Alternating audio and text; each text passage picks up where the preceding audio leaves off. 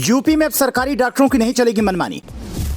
डॉक्टरों पर सख्त हुई यूपी सरकार, अब जनता नहीं होगी परेशान। योगी सरकार ने जारी कर दिया बड़ा निर्देश, अब कोई नहीं कर पाएगा हस्तक्षेप। ब्रांडेड दवाइयों की पर्ची लिखने वाले डॉक्टरों पर चलेगा योगी सरकार का डंडा।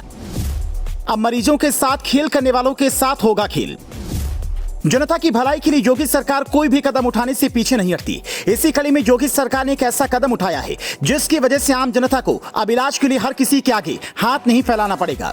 और इस कदम के बाद अब प्रदेश में अस्पतालों की मनमानी भी नहीं चलेगी। मतलब साफ है कि अब गरीबों को इलाज करवाने के लिए प्राइवेट दवाखानों के चक्कर भी नहीं लगाने पड़ेंगे और अस्पताल में मौजूद दवाइयों से इलाज हो जाएगा। जी हाँ, आपने सही सुना। मतलब अब तक जो अस्पताल बिना सोचे समझे आपसे इलाज के लिए महंगी महंगी दवाइयां मंगवाते थे, अब वो ऐसा करने से पहले एक बार नहीं, दो बार नहीं, तीन बार नहीं, बल्कि 1000 बार सोचेंगे। और वो इसलिए क्योंकि अगर उन्होंने मरीजों के लिए इलाज के लिए अपनी मनमानी की तो उन पर अब सीधे तौर पर योगी का डंडा चलेगा और इस पर कोई ढिलाई बर्दाश्त नहीं की जाएगी। बता दें कि योगी सरकार की ओर से दिशा निर्देश भी जारी कर दिया गया है और सख्त लहजे में कह दिया गया है कि अब सरकारी अस्पतालों में इलाज के लिए जेनेरिक दवाई ही जाएंगी। यूपी सरकार ने अपने आदेश में सभी डॉक्टरों को जेनेरिक दवाएं पेशेंट्स के लिए लिखने को कहा है और अगर ऐसा नहीं होता है तो डॉक्टरों पर सख्त कार्रवाई की बात कही गई है। स्वास्थ्य सेवा के डायरेक्टर जनरल ने आदेश जारी करते हुए इस बात की वार्निंग दी है कि जो भी डॉक्टर जेनेरिक दवाओं को अपनी पर्ची में शामिल नहीं करेगा उसके खिलाफ सख्त एक्शन लिया जा सकता है। ऐसे में आपके लिए यह जानना जरूरी है क्या होती हैं जेनेरिक दवाएं।